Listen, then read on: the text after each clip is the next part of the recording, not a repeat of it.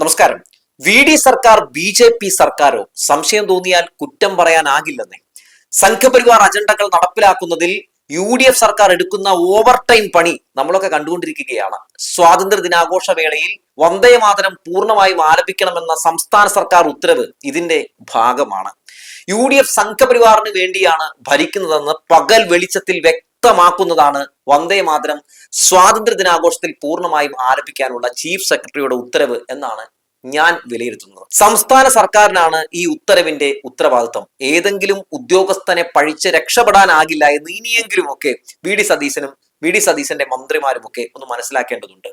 പൂർണ്ണമായ വന്ദേ മാതരം മതനിരപേക്ഷതയുമായി ഒത്തുപോകുന്നതല്ലെന്ന് ഭരണഘടനാ നിർമ്മാണ സഭ കണ്ടെത്തിയതാണെന്നേ. കോൺഗ്രസിന്റെയും ജവഹർലാൽ നെഹ്റുവിന്റെയും നിലപാടും അത് തന്നെയായിരുന്നു. വന്ദേ മാതരത്തിന്റെ ആദ്യ ഈരടികൾ മാത്രം ആലപിച്ചാൽ മതിയെന്ന നയമാണ് UDF സർക്കാർ ഇപ്പോൾ മാറ്റിയിരിക്കുന്നത്. ദേശീയ ഗാനമായി വന്ദേ മാതരത്തെ ഉയർത്താനുള്ള RSS അജണ്ടയ്ക്ക് വെള്ളവും വളവും ഒക്കെ ഇട്ട് നൽകുകയാണ് നമ്മുടെ വി ഡി സതീശന്റെ സർക്കാർ എന്ന് പറയാതിരിക്കാൻ കഴിയില്ല. തീവ്ര ഹിന്ദുത്വ നേതാവ് ഗോൾവാക്കറുടെ ഫോട്ടോയ്ക്ക് മുന്നിൽ വി ഡി സതീശൻ ദീപം കൊളുത്തിയത് വർഷങ്ങൾക്ക് മുമ്പാണ്. ഇപ്പോ അത് പെട്ടെന്ന് എല്ലാവരും മുന്നിൽ ഇങ്ങനെ എന്താ പറയാ തെളിഞ്ഞു വരുന്നുണ്ടാകും. അതായത് ഗോൾവാക്കറുടെ ജന്മശതാബ്ദി ആഘോഷ ചടങ്ങിലാണ് അദ്ദേഹം പങ്കെടുത്തത്. നോക്കൂ, എന്തോരം നേതാക്കളുണ്ട്. ആ നേതാക്കളൊന്നും വേണ്ട, വി ഡി സതീശൻ മതിയെന്ന് എന്തുകൊണ്ടാണ് RSS ഒരു തീരുമാനമെടുക്കുന്നത്? അവർക്ക് ഉറപ്പായിരുന്നു. അതായത് മറ്റുള്ള നേതാക്കളൊന്നും വിളിച്ചാൽ വരില്ല, പക്ഷെ വി ഡി സതീശൻ വിളിച്ചാൽ വരുമെന്ന് അവർക്ക് ഉറപ്പായിരുന്നു. വി ഡി സതീശൻ അവിടെ ചെല്ലുന്നു, ഗോൾവാക്കറുടെ ചിത്രത്തിന് മുമ്പിൽ നിൽക്കുന്നു, നിലവിളക്കിന് മുമ്പിൽ ഇങ്ങനെ തിരി കൊളുത്തി അവസാനം ഗോൾവാക്കറുടെ മുമ്പിൽ ഇങ്ങനെ നടുകുനിച്ച്, എത്ര ഡിഗ്രിയിലാണ് നടുകുനിഞ്ഞ് നിന്നതെന്നൊക്കെ നമുക്കറിയാം അല്ലെ? നമ്മളത് കണ്ടതാണ്, എല്ലാവരും കണ്ടതാണ് ആ ദൃശ്യങ്ങൾ അല്ലെ? മാത്രവുമല്ലല്ലോ, ആരാണ് ഈ ഗോൾവാക്കർ? ഗാന്ധിവധവുമായി ബന്ധപ്പെട്ട് അറസ്റ്റ് ചെയ്യപ്പെട്ടിട്ടുള്ള വ്യക്തിയല്ലേ? അപ്പോ അവിടെ ആരാണ് പോയത്? കോൺഗ്രസ് നേതാവ്, അന്ന് അദ്ദേഹം പ്രതിപക്ഷ നേതാവായിരുന്നു. അതൊക്കെ നമ്മൾ കണ്ടതാണ്. അതെ, ആ വിധേയത്വം 10 മടങ്ങായി ഇപ്പൊ പ്രകടിപ്പിക്കുകയാണ് മുഖ്യമന്ത്രിയായ ശേഷവും വി ഡി സതീശൻ എന്ന് പറയാതിരിക്കാൻ കഴിയില്ല. സ്വാതന്ത്ര്യ ദിനവുമായി ബന്ധപ്പെട്ട് വിദ്യാഭ്യാസ വകുപ്പ് മന്ത്രി കുട്ടികൾക്കായി സംഘടിപ്പിച്ച ക്വിസിൽ ഹിന്ദുത്വ പ്രത്യയശാസ്ത്രത്തിന്റെ ഉപജ്ഞാതാവ് വി ഡി സവർക്കറെ ഇങ്ങനെ പുകഴ്ത്തുന്ന ചോദ്യം ഉൾപ്പെട്ടതൊന്നും അത്ര എന്താ പറയാ അറിയാതെ സംഭവിച്ചതാണെന്ന് ഞാൻ കരുതുന്നില്ല. ആകസ്മികമല്ല എന്ന് തന്നെയാണ് എനിക്ക് തോന്നുന്നത്. ഈ സർക്കാരിന്റെ തുടക്കത്തിൽ തന്നെ RSS വിധേയത്വം പുറത്തു ചാടിയത് നമ്മളൊക്കെ കണ്ടതാണല്ലോ. വി ഡി സതീശൻ മന്ത്രിസഭയുടെ സത്യപ്രതിജ്ഞാ ചടങ്ങിൽ വന്ദേ മാതരം പൂർണ്ണമായി ആലപിച്ച് സംഘപരിവാർ പ്രീണനം നടത്തിയെങ്കിൽ നയപ്രഖ്യാപന വേളയിൽ നിയമസഭയിൽ ആദ്യമായി വന്ദേ മാതരം മുഴങ്ങുന്ന കാഴ്ചയും നമ്മൾ കണ്ടു അല്ലെ? PM ശ്രീ അറബിക്കടലിൽ കളയും എന്നായിരുന്നു KM ഷാജി അന്ന് വലിയ രീതിയിൽ വാവിട്ട് പ്രസംഗിച്ചിരുന്നത് അല്ലെ? അതിപ്പോ നടപ്പിലാക്കാൻ വേണ്ടി മുൻപന്തിയിൽ ലീഗാണ്. മുഖ്യ തിരഞ്ഞെടുപ്പ് ഓഫീസർ എന്ന നിലയിൽ സംസ്ഥാനത്ത് SIR-ന് നേതൃത്വം നൽകുകയും ലക്ഷക്കണക്കിന് പേർക്ക് വോട്ടവകാശം നിഷേധിക്കുകയൊക്കെ ചെയ്ത രത്തൻ യു ഗേൽക്കർ, അറിയില്ലേ മൂപ്പരെ? മൂപ്പരിപ്പോ മുഖ്യമന്ത്രി വി ഡി സതീശന്റെ സെക്രട്ടറിയായിട്ട് നിയമിച്ചു. വലിയ പ്രതിഷേധങ്ങളൊന്നും വന്നു. അങ്ങനെ പ്രതിഷേധങ്ങളൊക്കെ വന്നപ്പോഴും ഞാൻ മാറ്റില്ല എന്ന നിലപാട് സ്വീകരിച്ച ആളുടെ പേരാണ് വി ഡി സതീശൻ. RSS-ഉം BJP-യുമായി UDF-നുള്ള ധാരണയ്ക്ക് മറ്റൊരു ഉദാഹരണം ഇതിലും വലിയതില്ല എന്നാണ് എനിക്ക് തോന്നുന്നത്. അതായത് സംസ്ഥാനത്തെ സർവകലാശാലകളുടെ തലപ്പത്ത് RSS നോമിനികളെ നിയമിക്കാൻ UDF സർക്കാർ ഉത്സാഹിക്കുന്ന കാഴ്ചയും നമ്മൾ കണ്ടു അല്ലെ? സംഘപരിവാറിന്റെ കാവ്യവൽക്കരണ അജണ്ട വിദ്യാഭ്യാസ മേഖലയിൽ നിർലക്ഷ്യം നടപ്പിലാക്കുന്നതിന് വേണ്ടി കോൺഗ്രസും മുസ്ലിം ലീഗ് മന്ത്രിമാരും ഒക്കെ അങ്ങ് മത്സരിക്കുന്ന കാഴ്ച നമ്മൾ കാണുകയാണ്. വൈസ് ചാൻസലർമാരായും സിൻഡിക്കേറ്റ് അംഗങ്ങളായും സംഘപരിവാറുകാരെ ഗവർണർ അവരോധിക്കുമ്പോൾ സർക്കാർ എതിർത്ത് ഒരു അക്ഷരം പോലും മിണ്ടുന്നില്ല, പറയുന്നില്ല എന്നുള്ള കാര്യം കൂടി ഈ ഘട്ടത്തിൽ പറയാതിരിക്കാൻ കഴിയില്ല. സംസ്ഥാന സർക്കാർ ഉദ്യോഗസ്ഥരുടെ യോഗം ഗവർണർ നേരിട്ട് വിളിച്ചത് എല്ലാവരും കണ്ടു കാണും അല്ലെ? ആദ്യമായിട്ടാണ് നമ്മൾ അങ്ങനെയൊക്കെ ചില സംഭവങ്ങൾ കാണുന്നതും കേൾക്കുന്നതും. ലോക്ഭവനിൽ അങ്ങനെ വിളിച്ചപ്പോഴും വി ഡി സതീശൻ നേതൃത്വം നൽകുന്ന സർക്കാർ ഒരക്ഷരം മിണ്ടാതെ ഇങ്ങനെ കൈകെട്ടി നിൽക്കുന്ന കാഴ്ച കൂടി നമ്മൾ കണ്ടു അല്ലെ? TG മോഹൻദാസിന് ജാമ്യം ലഭിച്ച നടപടിയിലും സർക്കാരിന്റെ ഇരട്ടത്താപ്പ് നമ്മൾ കണ്ടില്ലേ? ഡൽഹിയിൽ സമരം ചെയ്ത വിദ്യാർത്ഥികളെ അധിക്ഷേപിച്ച കേസിൽ സംഘപരിവാർ സഹയാത്രികൻ TG മോഹൻദാസിന് ജാമ്യം ലഭിച്ചതിൽ പോലീസിന്റെ വീഴ്ച എണ്ണമിട്ട് നിരത്തുന്ന കോടതി നിരീക്ഷണം നമ്മൾ വായിച്ചില്ലേ, കണ്ടില്ലേ? എന്താ പറഞ്ഞത്? നോട്ടീസ് നൽകാതെയുള്ള അറസ്റ്റ് നിയമവിരുദ്ധമാണെന്നാണ് പറഞ്ഞത് അല്ലെ? ആ വീഴ്ച എങ്ങനെ സംഭവിച്ചു? പോട്ടെ, TG മോഹൻദാസിനെ അറസ്റ്റ് ചെയ്യാതെ വഴിയില്ലെന്ന് എപ്പോഴാണ് വന്നത്?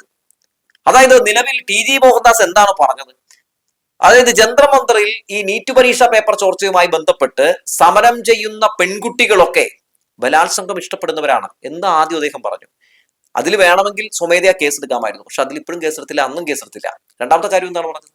ഞാനായിരുന്നുവെങ്കിൽ കർഫ്യൂ പ്രഖ്യാപിച്ച് ഇവരെല്ലാവരെയും വെടിവെച്ച്, വിദ്യാർത്ഥികളെയൊക്കെ വെടിവെച്ചു കൊന്ന് ആ ശവം ആശുപത്രിയിൽ കൊണ്ടുപോയി ഇടുമായിരുന്നു എന്നാണ് പറഞ്ഞത് അല്ലെ? അതുമായി ബന്ധപ്പെട്ടാണ് ഇയാൾക്കെതിരെ കേസെടുക്കുന്നത്. എപ്പോഴാണ് കേസെടുക്കുന്നത്? SFI നേതാവ് പരാതി കൊടുത്ത ശേഷം. അപ്പോഴും കേസെടുത്തിട്ട് അറസ്റ്റ് ചെയ്യാനായിട്ട് തയ്യാറാകുന്നില്ല. അങ്ങനെ ദിവസങ്ങൾ കടന്നു പോകുന്നു. അതിനിടയിൽ ഈ വിഷവിത്ത് വീണ്ടും യൂട്യൂബിൽ ഒരു വാർത്ത ചെയ്യുന്നു. അതിനുശേഷമാണ് ഗത്യന്തരമില്ലാതായി പണി പാളി എന്ന് കണ്ടപ്പോഴാണ് പ്രതിപക്ഷ നേതാവ് ഈ വിഷയം ഏറ്റെടുത്തുകൊണ്ട് എന്തുകൊണ്ട് TG മോഹൻദാസിനെ പോലൊരു ഈ ഇത്രയും വഷളത്തരം പറയുന്ന ഈ വിഷത്തെ അറസ്റ്റ് ചെയ്യുന്നില്ല എന്ന് ചോദിച്ച് രംഗത്തേക്ക് വന്നപ്പോഴാണ് VD സതീശന്റെ സർക്കാർ, രമേശ് ചെന്നിത്തലയുടെ പോലീസ് ഇയാൾ അറസ്റ്റ് ചെയ്യുന്നത്. അറസ്റ്റ് ചെയ്യുമ്പോഴും രക്ഷപ്പെടാനുള്ള പഴുതുകൾ ദാ ഇങ്ങനെയൊക്കെ ഇട്ടിരുന്നു എന്നുള്ളതാണ്. ഒരു ദിവസം ഈ പറയുന്ന TG മോഹൻദാസിന് അകത്തിടാൻ കഴിയോ? ഇല്ലെന്നേ. അപ്പൊ തന്നെ അതിനകത്ത് എന്തോ ഡീല് നടന്നിട്ടുണ്ട് എന്നുള്ള കാര്യം വ്യക്തമല്ലേ? ഇപ്പൊ ഇന്നലെ നോക്കുമ്പോൾ എന്താണ് കാണുന്നത്? അതായത് ഈ യുവമോർച്ചയുടെ ഒക്കെ പിള്ളേരൊക്കെ ഉണ്ടല്ലോ, അവരൊക്കെ ഈ പറയുന്ന CM-ന്റെ ഓഫീസിലാ. അവര് ഫോട്ടോ ഇടുകയാണ് CM-ന്റെ ഓഫീസിൽ എന്ന് പറഞ്ഞ് അവര് ഫോട്ടോ ഇടുകയാണ്. എന്തിന്? ശശികല, ഷാജൻസ്കറിയ, അങ്ങനെ തുടങ്ങി ഈ സംഘപരിവാറിന്റെ BJP-യുടെ ഒക്കെ ഏജന്റുമാരും അല്ലാത്തമാരും ഒക്കെ ഈ പറയുന്ന മുഖ്യമന്ത്രിക്കൊപ്പം ഇങ്ങനെ നിന്ന് സെൽഫി എടുക്കുന്നു, ഫോട്ടോ എടുക്കുന്ന കാഴ്ചയൊക്കെ നമ്മൾ കാണുകയാണ് അല്ലേ? എന്തിന്? BJP-യുടെ രാജീവ് ചന്ദ്രശേഖറുമായിട്ട് ചർച്ച നടത്തുന്നു. അതുപോലെ തന്നെ ആരാണ്? തുഷാർ വെള്ളാപ്പള്ളി NDA-യുടെ നേതാവാണ്. അദ്ദേഹവുമായിട്ട് ഈ പറയുന്ന പോലെ ചർച്ച നടത്തുന്നു. അദ്ദേഹം വീട്ടിലെത്തി ഇദ്ദേഹത്തിന് പൂമാലയും പൂച്ചെണ്ടും ഒക്കെ കൊടുത്ത് സെൽഫി എടുക്കുന്നു. അങ്ങനെ പല കാഴ്ചകളും ഒക്കെ നമ്മൾ കാണുകയാണ്. സത്യത്തിൽ ആരാണ് കേരളം ഭരിക്കുന്നതെന്ന് ചോദിച്ചാൽ 3 MLA-മാരെ വെച്ച് BJP ആണോ കേരളം ഭരിക്കുന്നതെന്ന് ആരെങ്കിലും ഒക്കെ പറഞ്ഞാൽ തെറ്റു പറയാൻ പറ്റില്ലെന്നേ. പ്രതിപക്ഷത്തായിരുന്ന സമയത്ത് എന്തൊക്കെയാണ് VD സതീശന്റെ സർക്കാരും പറഞ്ഞിരുന്നത്? സംഘപരിവാറിനെതിരെ, BJP-ക്കെതിരെ ഞങ്ങളാണ് ഏറ്റവും കൂടുതൽ പടവെട്ടിക്കൊണ്ടിരിക്കുന്നത്. ഈ പറയുന്ന പിണറായി വിജയനും സംഘപരിവാറും BJP-യും ഒക്കെ തമ്മിൽ നല്ല ബന്ധത്തിലാണ് എന്ന പെരുന്നുണയല്ലേ ഈ മുഖ്യമന്ത്രിയായിരിക്കുന്ന പഴയ പ്രതിപക്ഷ നേതാവ് VD സതീശൻ ഈ അന്നത്തെ മുഖ്യമന്ത്രി പിണറായി വിജയനെതിരെ പറഞ്ഞുകൊണ്ടിരുന്നത്? ഇപ്പൊ എന്താണ് നമ്മൾ കാണുന്നത്? ഞാൻ പറഞ്ഞതൊക്കെ പെരുന്നുണയായിരുന്നു എന്ന് VD സതീശനിലൂടെ തന്നെ അദ്ദേഹം കാണിച്ചിരുന്ന കാഴ്ച നമ്മൾ കാണുകയല്ലേ? ഈ പിണറായി വിജയൻ ഏതെങ്കിലും ഒരു ഘട്ടത്തിൽ എപ്പോഴെങ്കിലും BJP പുറപ്പെടുവിച്ച ഏതെങ്കിലും നയങ്ങൾ ഇവിടെ നടപ്പിലാക്കാൻ വേണ്ടി ശ്രമം നടത്തിയിട്ടുണ്ടോ? ഇല്ല. PMC നടപ്പിലാക്കാൻ വേണ്ടി അഹോരാത്രം BJP-യും മോദി സർക്കാരും പണിയെടുത്തപ്പോഴും PMC ഇവിടെ നടപ്പിലാക്കാൻ പറ്റില്ല എന്ന് പറഞ്ഞ ഒരു സർക്കാർ ഉണ്ടായിരുന്നു. അത് LDF സർക്കാരായിരുന്നു.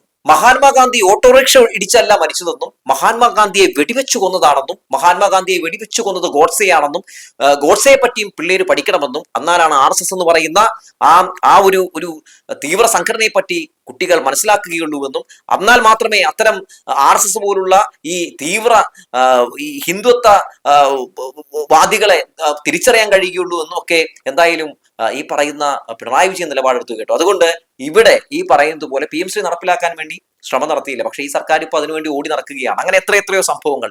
പൗരത്വ ഭേദഗതി നിയമം നടപ്പിലാക്കാൻ വേണ്ടി നിയമം പ്രാബല്യത്തിൽ വന്നപ്പോൾ അന്ന് തിരഞ്ഞെടുപ്പ് നടക്കുകയാണ്. ഞാൻ മനസ്സിലാക്കുന്നത് ലോക്സഭാ തെരഞ്ഞെടുപ്പ് നടക്കുകയാണ്.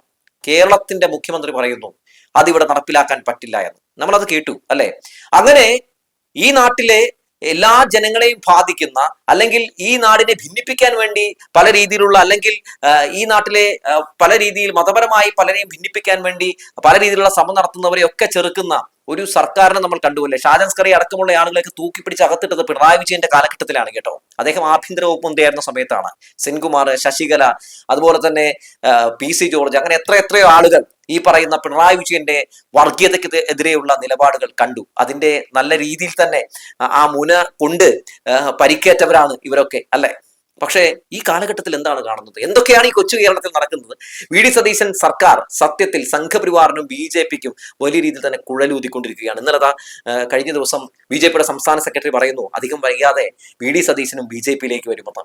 ഒരു രീതിയിലും ഈ പറയുന്നത് പോലെ BJP ഈ VD സതീശനെ വിമർശിക്കുന്നില്ലെന്നേ. എന്തായാലും ഈ കൈ അവസാനം താമരയായി മാറുമോ എന്ന് കാത്തിരുന്ന് കാണാം. അതിൽ അത്ഭുതപ്പെടാനൊന്നുമില്ല. കോൺഗ്രസ് ഭരിച്ച പല സംസ്ഥാനങ്ങളും ഇന്ന് ഭരിക്കുന്നത് BJP-യാണ്. കോൺഗ്രസിന്റെ പല നേതാക്കളും മുഖ്യമന്ത്രിമാരടക്കം BJP-യിലേക്ക് പോയ ചരിത്രമുണ്ട്. അതുകൊണ്ട് VD സതീശൻ പോയാലും അതിശയിക്കാനൊന്നുമില്ല എന്ന് പറഞ്ഞു വെച്ചുകൊണ്ട് നിർത്തുകയാണ്.